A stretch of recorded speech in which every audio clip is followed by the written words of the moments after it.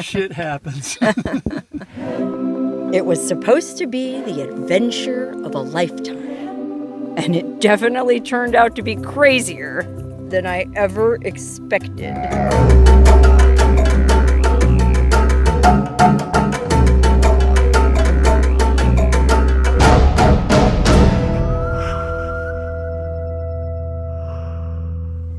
Weather at the airport, just a few clouds, temperature 17 degrees Celsius. It's been a pleasure having you on board. We hope you enjoyed the flight. For a couple of years now, a viewer of this channel by the name of Bill had been trying to get me to join him on an expedition he was planning into the Australian Outback. I had always wanted to go to Australia, so even though I barely knew this guy, he seemed nice enough, so I decided to take a chance and go for it. By the time I joined him, Bill had already been traveling around Australia for 7 months in a Toyota Land Cruiser troop carrier, aka Troopy in Aussie slang, that he'd bought and had outfitted especially for navigating the rough terrain of the Outback.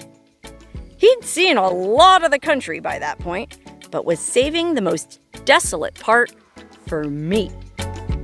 If you look at a map of Australia, what's really crazy is that over 85% of the population lives along the coastlines, and mostly in the cities, like Sydney in the east and Perth in the west. But what's going on in the vast, uninhabited interior of this country? Because of geography and wind patterns, the so-called red center of Australia is pretty much one big desert. To put things in perspective, Australia is roughly the same size as the entire United States. So that's a lot of lonely desert in the middle. And if you've been watching my channel for any length of time, you know that I love deserts, which is why Bill invited me to join him on this leg of his expedition.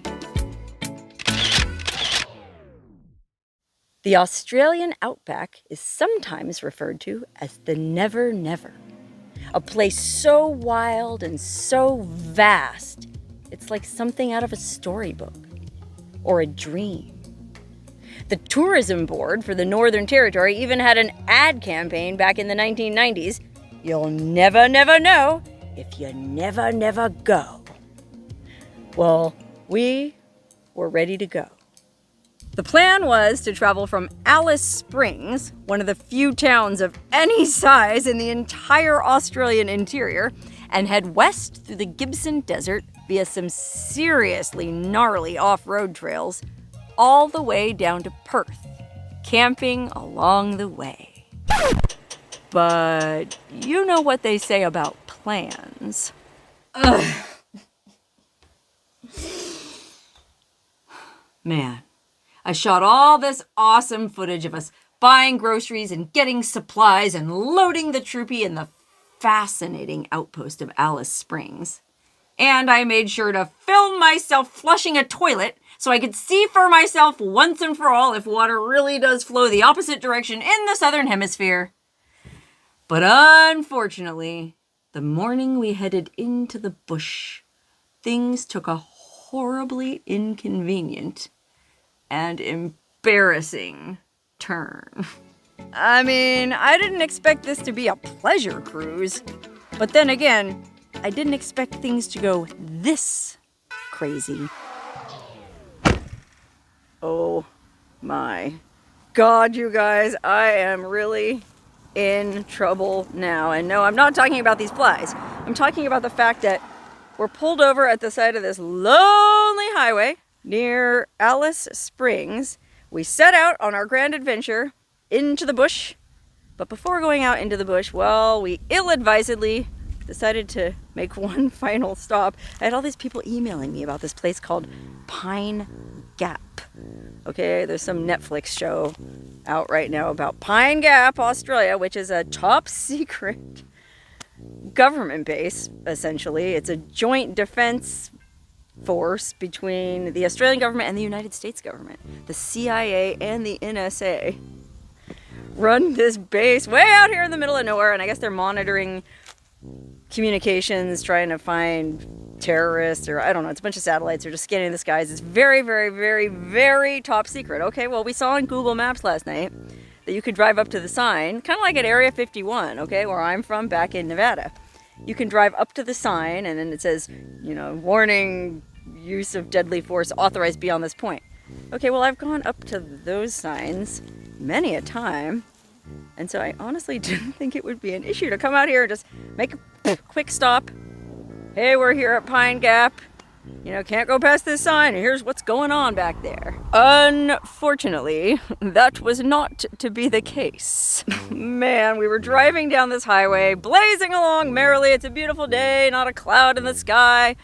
You know, inside the car, the flies can't get you. Everything was going great. We passed a sign that said something about warning, make a U-turn. Well, we figured, okay, we'll make a U-turn when we get to the end. We passed a second sign that said, warning! Apparently it said, turn around now. Well, we didn't read the dang sign like classic idiot tourists, and we went up to the third sign where you can actually see the gates into this secret facility, and I filmed a whole little vlog talking about, oh, here we are at Pine Gap, secret government base, Australia's version of Area 51. You know, I was very mindful not to go past the sign, but apparently that wasn't good enough because these federal policemen came out of the base. They walking very casually towards us. We thought, uh-oh, you know, they're gonna warn us to turn around and leave. So I said, hi, hey, sorry, we're leaving now. And it wasn't good enough for them. I mean, they take this security so seriously here. They had to take our passports, they had to search the car, and they confiscated my phone. I have no phone for who knows how long, maybe forever. And I'm down here in the middle of nowhere, Australia, on a 3-week trip to shoot videos for my YouTube channel. Okay, now you're probably wondering, well, gee, Wonderhussy, if they took your phone, how are you filming this video? Very smart. Fortunately, look, these flies.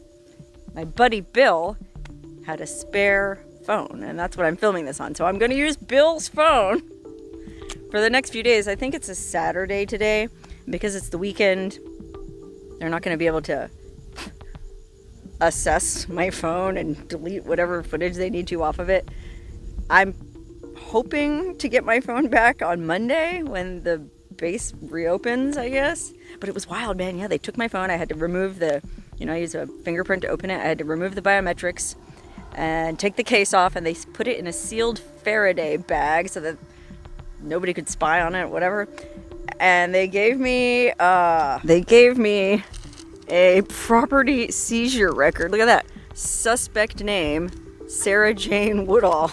I mean, apparently this is a really big friggin' deal. I did not expect this to happen. It's pretty embarrassing, frankly, because, you know, Americans have a bad reputation for being ugly tourists, and I feel like a real bozo. But honestly, it was an honest mistake. I told them, I go, well, I'm from Nevada, and when we go up to the Nevada test site, you can go up to this certain point. And so I just sort of thought it'd be the same here.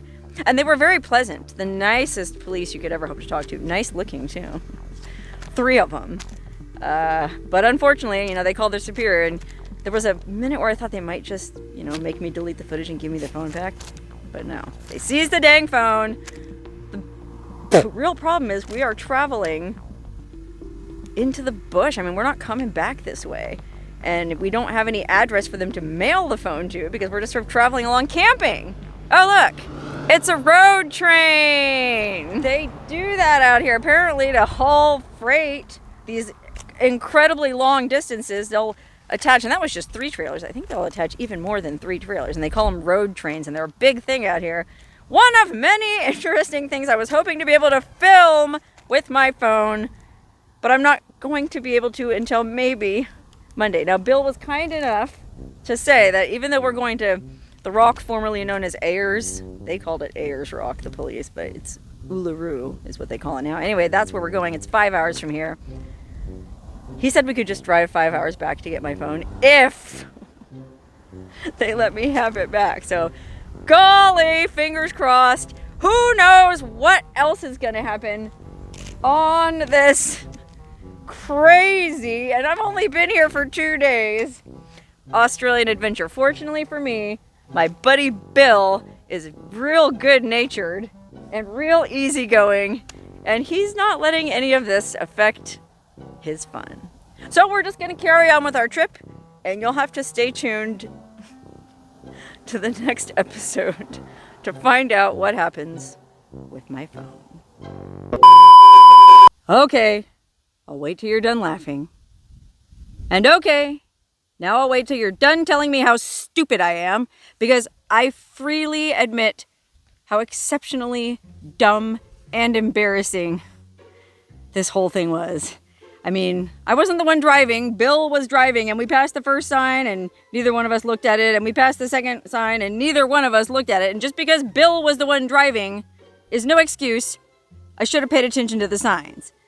In my defense, well, I'm used to going to the friggin' Nevada test site entrance up here at Mercury, where you can legally drive right up to the gate and shoot photos as long as you don't go past the gate. But this ain't no Mercury. I said this many times the past few weeks.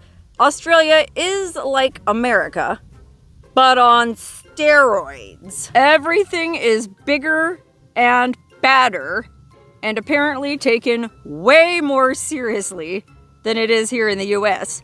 And boy, did I learn that the hard way. And again, I have really no defense for not having read the dang signs, but if you've been watching my channel or you feel like you know me, I'm pretty friggin' timid, and I'm honestly very meek. And I certainly wouldn't go trespassing onto a secret government base or even take pictures where I wasn't supposed to if I'd read the signs. And I'm pretty sure the policemen who took my phone knew that, because they were super friendly and they were super cool about it. But at the same time, then why is it taking so long to get it back? Okay, I don't want to ruin the suspense, but as it happened, there turned out to be plenty more suspense on this Australian misadventure, so I guess I can ruin one little bit of it. Yeah, I still don't have my dang phone back. One of the policemen that I talked to, because, boy, I've been talking to some policemen about this, said this happens all the time. I mean, I asked him, I go, has this ever happened before? And he said, all the time. Well, if it happens all the time, you think they would have it down to some kind of system where they could figure out pretty dang quick if somebody was a spy or just a YouTubing ninny. I mean, these guys were super cool. I mean, really, really nice. It was weirdly casual. They kind of just strolled up to us, and it was almost like we could have just gotten back in the troopy and driven away. But I didn't want to do that. You know, I'm trying to be law-abiding. I'm very meek, remember, and I'm very obedient. So I was like, hi, hey, how's it going? Did I do something wrong? Oh, well, didn't you see the sign?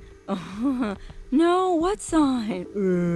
And even then, we were still kind of laughing and joking and just sort of chit-chatting, because we were standing there for at least a half an hour while they called their supervisor, and then he came out, and he was also very nice and very handsome, and he had to call his supervisor. And while we were waiting to find out what his supervisor said, we were all just kind of standing around, swatting at the flies, talking about how bad the flies were, talking about the weather, joking, laughing. I mean, it was all very pleasant and very casual until it wasn't. And even then, when they told me they were going to have to take my phone, and I had to remove my fingerprint and take it out of the case and kiss it goodbye, I really did.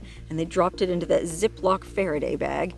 Even then, I thought I would have it back in a couple days. Like I said in the video, that happened on a Saturday, and I thought Monday morning, first thing, the guy's gonna come in and go, another YouTubing idiot was out in front of the gate taking pictures, and they would look at the footage I shot and go, all right, delete, and like do some super duper deep extra scrub delete to make sure I couldn't somehow retrieve the files, and then, you know, give me my phone back and warn me not to do it again.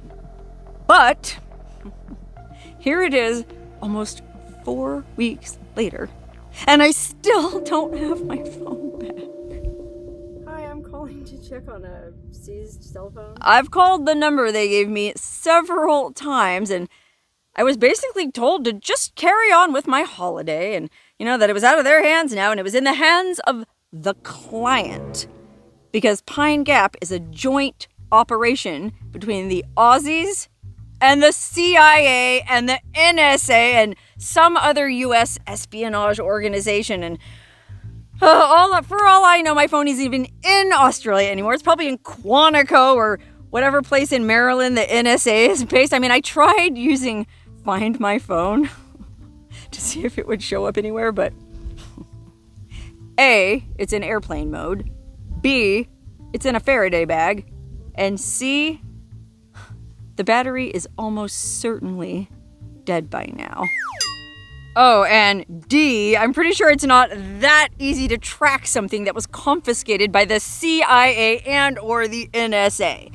Anyway, best case scenario is they're just taking so long because they're fascinated and captivated by all the nude photos I have on that phone. I have a lot of pictures from when I worked as a nude model, and so there's some really nice, high quality, very tasteful, artistic nudes on there, so maybe the folk over at the CIA are just having a good time for once in their life. Or maybe they started watching all the other footage I had shot and found themselves chuckling and enchanted by the whimsy of this crazy YouTuber. And, well, maybe I'll end up getting a bunch of new subscribers from the NSA and the CIA. But worst case scenario, he said the client has to review the footage and decide whether or not they want to prosecute or whether it was just a social media grab.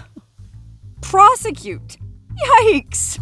So I guess I have no choice but to keep waiting for them to call me. Now, when I was in Australia, we gave them Bill's Australian cell phone number so they could contact us when we were down there and let us know that we could come pick up the phone, but they never did, obviously. So the last day I was in Australia, I called them one last time and said, "Hey guys, I'm leaving the country. Can I give you a US phone number to reach me at?" And so I gave them my email address and I gave them my sister's phone number here in the US. And so now, every time my sister's phone rings, it's like that old song. Let it please be them. Oh dear God, it must be them. It must be them, or I shall die. Remember that song?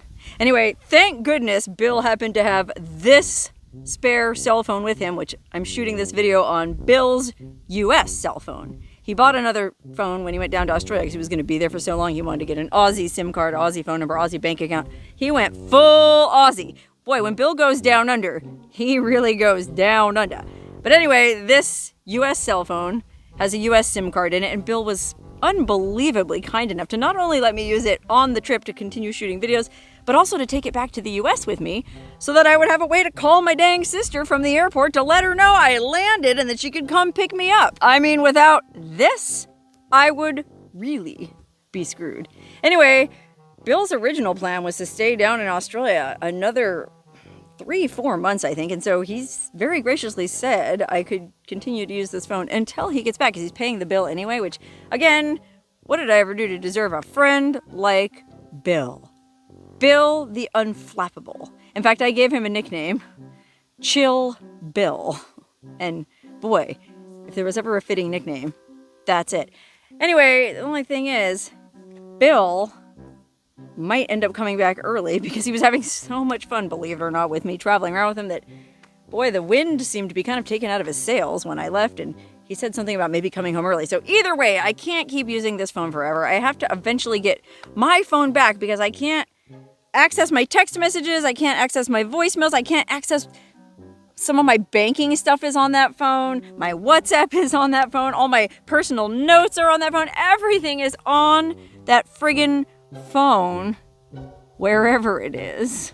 Somewhere out there, someone's looking at my nudes. Just kidding, I would never insinuate that the fine, upstanding folk at the fine, upstanding intelligence agencies of our fine, upstanding federal government would ever be wasting their time looking at my dumb nudies. I guess what I'm going to do is I'm going to wait, I think, another week, and it will have been a full month since the phone was confiscated, and so I'll call back again and check, and man, if I still don't have any word from him, I almost feel like I better just write the phone off, bite the bullet, and buy a new dang phone. I mean, I'm going to try to call my insurance because I have insurance on my phone. I pay $19 a month for insurance. That way, if the phone gets stolen or lost or you drop it in the toilet or the screen breaks, they cover a replacement for a $250 deductible. And I've used that insurance many times, and it's a fine service. Shout out to Australian. I'm not sure the policy covers confiscation by the federal government. I tried looking it up, and oddly, sometimes when you look something up and the rest of the query pops up without you even having to type it, somebody else has had this problem before. I guess I really am not the only one that it's ever happened to, but even if they don't cover it under the insurance plan, whatever, I guess I'm just gonna have to bite the bullet and shell out $1,000 and buy a new phone and start over, which, oh my God, as you all know very well, is a huge pain, because then I'm gonna have to put in all the apps over again, and I'm gonna have to try to remember all the different passwords, and of course I'm not gonna remember all the different passwords because you have to put a special character and a number and a letter and a capital, and I'm gonna have to end up resetting all those passwords, and oh my God, it's gonna take about 3 weeks just to do it. But if that isn't the definition of a first world problem, then I guess I don't know what is. Now that I think about it, maybe that's why they call it the never never. Because I'm never getting my phone back. I certainly hope that isn't going to be the case, but either way, I was lucky enough that Bill gave me this phone to shoot videos of the rest of the trip with, and so, believe it or not, as bonkers as it was getting my phone confiscated by the CIA and or the NSA, it was not the only bonkers misfortune I suffered on that trip. Man, it's almost like I was jinxed, but even despite all of that, it still turned out to be one of the, if not the most fun trips of my life. And that's no exaggeration. And I know what you're probably thinking. Well, gee, Wonderhussy, you sure are dumb for not backing up your footage. Well, hold your horses. I do and did back up my footage assiduously every night. I brought 2 external hard drives with me on this trip. And every night after I shot all the day's footage, I would back it up. Well, this happened the second day I was on the trip, so I guess I hadn't gotten into the routine yet. I forgot to back it up onto the hard drives, and I didn't have Wi-Fi at the Airbnb we were staying at in Alice Springs, so it didn't automatically back up to Google Photos to the cloud. The footage is in one place only, and that's on my phone, wherever that is. But eventually, hopefully, I will get my phone back at some date in the future, at the discretion of the fine, handsome, intelligent, upstanding folk at the CIA and or NSA. I suppose I should say handsome and beautiful, because there's plenty of fine women working at the CIA and the NSA. Anyway, hopefully at some point in the not too distant future, the fine folks at our wonderful intelligence agencies will send me my phone back, and you can look forward to seeing for yourself the lost footage from the lost episode of Wonder Down Under.